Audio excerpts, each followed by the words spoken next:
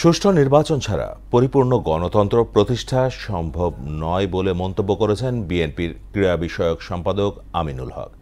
দুপুরে রাজধানীর রূপনগরে স্বেচ্ছায় রক্তদান কর্মসূচির উদ্বোধনী অনুষ্ঠানে একথা বলেন তিনি। শেখ হাসিনা পলায়নের পর দেশের মানুষ এখন স্বাধীনভাবে কথা বলতে পারছে বলেও মন্তব্য করেন তিনি। আরও জানাচ্ছেন হুমায়ুন কবির। ঢাকা মহানগর উত্তর বিএনপির ধারাবাহিক কর্মসূচির অংশ হিসেবে রূপনগর থানা ছাত্রদলের উদ্যোগে সংগঠনটির আহ্বায়ক মনিরুজ্জামান রনির সভাপতিত্বে আয়োজন করা হয় স্বেচ্ছায় রক্তদান কর্মসূচি, যার উদ্বোধন করেন ঢাকা মহানগর উত্তর বিএনপির দুইবারের সদস্য সচিব, বর্তমান দলের ক্রীড়া বিষয়ক সম্পাদক আমিনুল হক।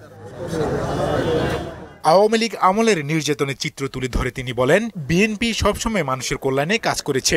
যখনই কোনো ক্রান্তি লগ্ন এসেছে, কোনো দুর্যোগ মুহূর্তে এসেছে, করোনা হোক, বন্যা হোক, তখনই কিন্তু বিএনপির ভারপ্রাপ্ত চেয়ারম্যান দেশনায়ক তারেক রহমানের নির্দেশনায় আমরা কিন্তু জনগণের পাশে থেকে কাঁধে কাঁধ মিলিয়ে কাজ করে এসেছি। জনগণের যে চাওয়া প্রত্যাশা, তার ভিতরে অন্যতম হচ্ছে একটি বাংলাদেশের একটি ক্রীড়াঙ্গনকে ইতিমধ্যে আমরা জানেন যে বিভিন্ন ওয়ার্ড ইউনিট পর্যায়ে আমরা খেলাধুলা শুরু করেছি।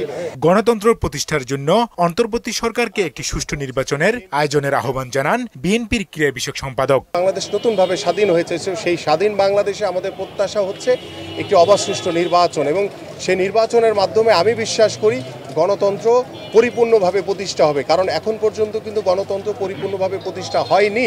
কর্মসূচিতে রূপনগর থানা বিএনপির আহ্বায়ক জহিরুল হক, যুগ্ম আহ্বায়ক ইঞ্জিনিয়ার মুজিবুল হক, যুবদল নেতা নূর সালাম, হাদিউল ইসলাম রাজীব, ছাত্রদল নেতা কাউসার মল্লিক, শেখ মেহেদী হাসান সহ দলের অন্যান্য নেতারা উপস্থিত ছিলেন। হুমায়ুন কবির, মোহনা সংবাদ, ঢাকা।